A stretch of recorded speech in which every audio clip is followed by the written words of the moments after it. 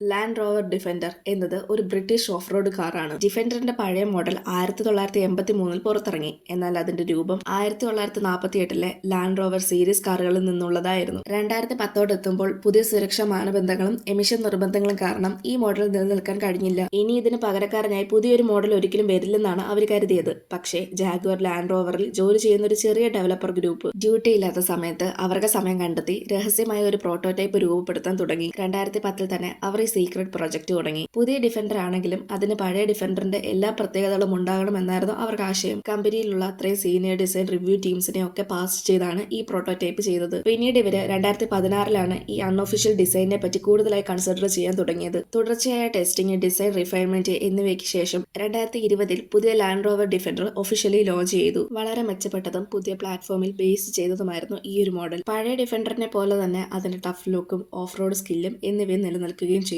ഇന്ന് 2020 ഈ ഒരു മോഡൽ ഡിഫൻഡറിൽ തന്നെ one of the best selling മോഡലുകളാണ്. നിങ്ങൾക്ക് ഡിഫൻഡർ കാറുകൾ ഇഷ്ടമാണോ അല്ലയോ എന്നുള്ളത് കമന്റ് ചെയ്യും. ഇതുപോലെയുള്ള കൂടുതൽ വീഡിയോസ് കാണാനായി ചാനൽ സബ്സ്ക്രൈബ് ചെയ്യാനും ഇൻസ്റ്റഗ്രാമിൽ ഫോളോ ചെയ്യാനും മറക്കല്ല്.